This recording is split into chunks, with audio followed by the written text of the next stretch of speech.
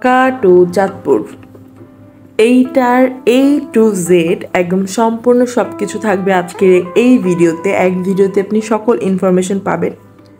আপনি কিভাবে ঢাকা থেকে চাঁদপুর যাবেন, কয়টা বাজে লঞ্চ ছাড়বে, কেবিন ভাড়া কত, তারপর হচ্ছে শৌখিন সিট ভাড়াগুলি কত, একটা লঞ্চে কী কী সুবিধা আপনি পাবেন, কয়েক ঘন্টা লাগবে আপনার ঢাকা থেকে চাঁদপুর পৌঁছানোর জন্য, সকল কিছু A to Z all information আজকে এই ভিডিওতে থাকছে আপনাদের জন্য। যেহেতু আমার বাড়ি চাঁদপুর, তো আমার কাছে চাঁদপুরে যে কোনো ধরনের তথ্য আপনি পেয়ে যাবেন খুবই ইজিলি। আর আমার অনেকগুলো চাঁদপুরের ব্লগ আছে, আপনি কোথায় ঘুরতে যাবেন, কি কি স্পট আছে, সব ধরনের চাঁদপুরের ইনফরমেটিভ ভিডিও আমার চ্যানেলে দেওয়া আছে। তো শুরু করা যাক। আসসালামু আলাইকুম, সবাইকে স্বাগতম কই যাব কি খাবো এই নতুন আরেকটি ব্লগে। তো আজকে আমরা ফুল ফ্যামিলি সহ ঢাকা থেকে চাঁদপুরের উদ্দেশ্যে রওনা করব। আমরা যেহেতু আমাদের বাড়ি চাঁদপুর, আমরা প্রায় যেয়ে থাকি চাঁদপুরে, তো আজকের ভিডিও আপনাদের জন্য খুবই স্পেশাল থাকবে। কিভাবে যাবেন, আপনারা ঢাকার যে কোনো জায়গা থেকে আপনারা সদরঘাটের একটি লঞ্চ নেবেন, বাস ভাড়া করবেন। আমরা সিএনজি দিয়ে গিয়েছিলাম, তো একদম লঞ্চ বা বাস যেটা দিয়ে যান না কেন বা রিক্সা, একদম লালকুঠির ঘাটে নামবেন। এই ঘাট থেকে এখান থেকে পার পার্সন 10 টাকা করে টিকিট কেটে একদম লঞ্চের ঘাটে উঠে যাবেন। তখন এরকম দেখবেন সারি সারি দেওয়া আছে, যেগুলো একদম ঢাকা টু চাঁদপুর এই লঞ্চগুলোতেই উঠবেন। অনেকগুলো লঞ্চ ঢাকা টু চাঁদপুর যায় না। তো আমরা 10 টাকা টিকিট কেটে একদম সদরঘাটের ভিতরে চলে এসেছি।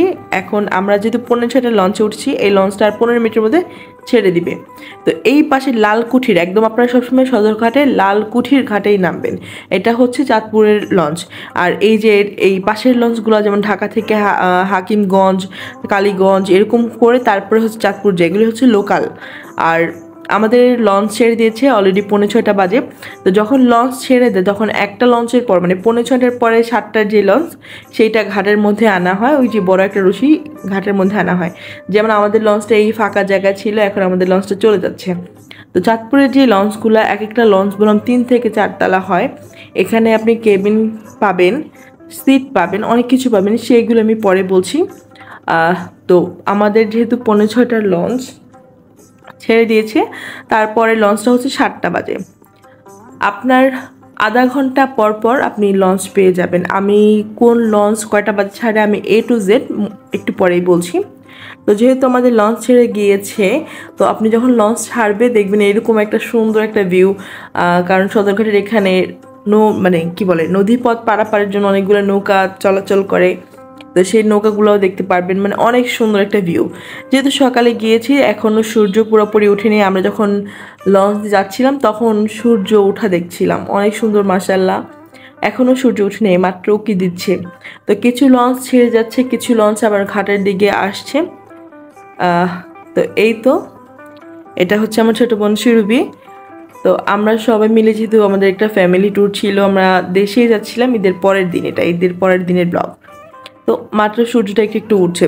যাকে এবার আসি, ঢাকা থেকে চাঁদপুরের লঞ্চ কখন কখন ছেড়ে যায়, কয়টা বাজে ছাড়ে।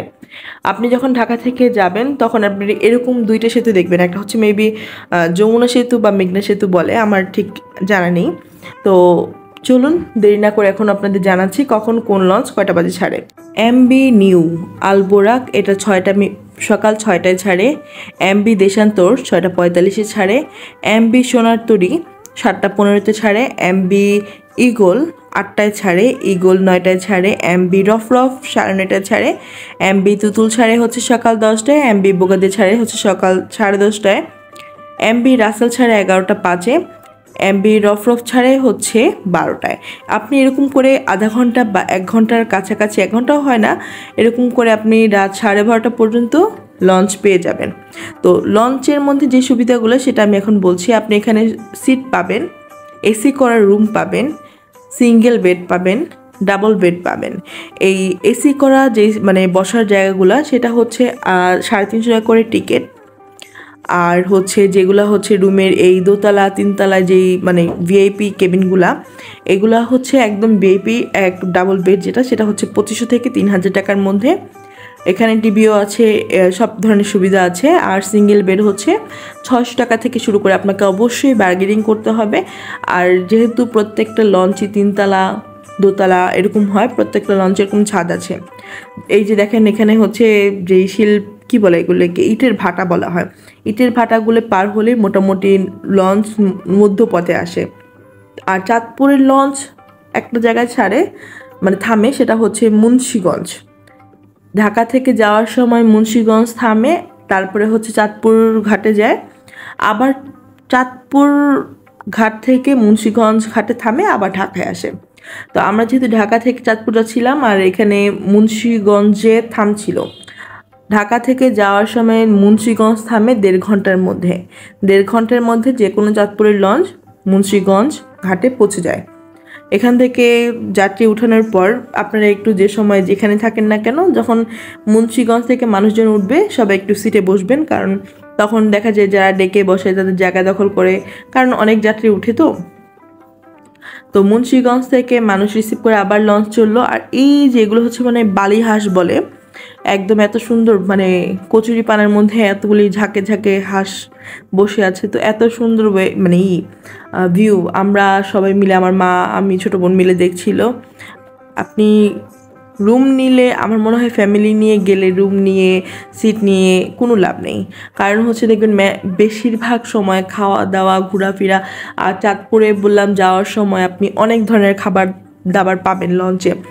আমরা বাসে যাতায়াতের থেকে লঞ্চে যাতায়াতে বেশি সুবিধা বোধ করি, কারণ হচ্ছে এখানে হাঁটা যায়, ঘোরা যায়, ওয়াশরুমের সুবিধা আছে, তারপর হচ্ছে এত সুন্দর ভিউ, মাশাল্লাহ, গল্প করা যায়। আর একটু পরপর তো একটা না একটা খাবার আমরা খেতেই থাকি, কারণ লঞ্চে মুড়ি, ঝালমুড়ি, কলা, পাউরুটি অনেক কিছুই উঠে, খাবারের কোনো অভাব নেই। আবার হচ্ছে চাঁদপুরের লঞ্চে ইলিশ ভাত পাওয়া যায়, তো সব কিছুই আপনি পাবেন মাশাল্লাহ। তো এইরকম করে আমাদের ঢাকা থেকে প্রায় সময় লেগেছে 3.5 ঘন্টা। 3.5 ঘন্টা বা 3 ঘন্টা 15 মিনিট, ডাবল ইঞ্জিন লঞ্চ হলে 3 ঘন্টা 15 মিনিট। আপনার ঢাকার লঞ্চঘাট থেকে এতটুকু সময় লাগবেই যে কোনো সময়। আপনি চাঁদপুরে আসলে অবশ্যই বড় স্টেশন 3 নদীর মোহনা ঘুরবেন। এই যে একটা ভিউ দেখা যাচ্ছে, এই যে একটা মানে পার্ট দেখছেন, এটা হচ্ছে 3 নদীর মোহনা, বড় স্টেশন, সব কিছু এই চাঁদপুরের এই জায়গাটায়। তো এই জায়গাটা দেখতে অবশ্যই ভুলবেন না। আপনারা চাইলে আমি এটা একটা ব্লগ দিব।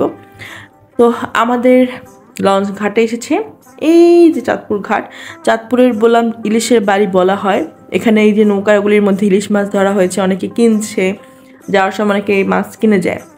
তো এই যে এখানে এখন বালু ফেলানো হয়েছে, এখন বললাম ঘাটে কাজ চলছে। আমার মনে হয় এখানে আরও অনেক সুন্দর করা হবে, বছর খানিকের মধ্যে অনেক সুন্দর করা হবে। মেন কথা বলতে আপনাদের ভুলেই গিয়েছি, সেটা হচ্ছে চাঁদপুর লঞ্চ ভাড়া কত। আগে 110-20 এরকম ছিল, তেলের দাম বাড়ার কারণে 150, এখন মোদিজির 210 টাকা হয়েছিল, তারপরে এখন আবার 190 টাকা। তার মানে হচ্ছে আপনি 3.5 ঘন্টার একটা জার্নি 190 টাকা করে আপনি ঢাকা থেকে চাঁদপুর চলে আসতে পারছেন। এই ছিল আজকে ঢাকা টু চাঁদপুর আমার একটা সুন্দর একটা ব্লগ। তো অবশ্যই আমার ভিডিও ভালো লাগলে লাইক, কমেন্ট, শেয়ার করতে ভুলবেন না। আর আমার চ্যানেল নতুন হলে অবশ্যই সাবস্ক্রাইব করবেন। তো আপনি ঘাটে নেমেই দেখতে পারবেন একপাশে হোটেল, ইলিশ মাছ ভাজা, বিভিন্ন খাবার বিক্রি করছে চাঁদপুরের। আর আপনি যদি যেতে চান, যেখানেই যান না কেন, এই ঘাট থেকে একটু দামাদামি করে নেবেন, অটো ভাড়া বা রিক্সা ভাড়া যেটাই করেন না কেন, দামাদামি করে চলে যাবেন। আমরা যেহেতু চাঁদপুর আমার দাদির বাড়িতে যাব, তো সেই উদ্দেশ্যে আমরা একটা অটো ভাড়া করে নিয়েছি। বাস এই পর্যন্ত। তারপরের ব্লগে ইনশাল্লাহ আমার কাজিনের বিয়ে, তো সেই উপলক্ষে একটা ব্লগ থাকবে। চাঁদপুরে কিছু ঘোরাঘুরি, চাঁদপুরে কিছু স্পট ঘোরাঘুরি অবশ্যই দেখবেন।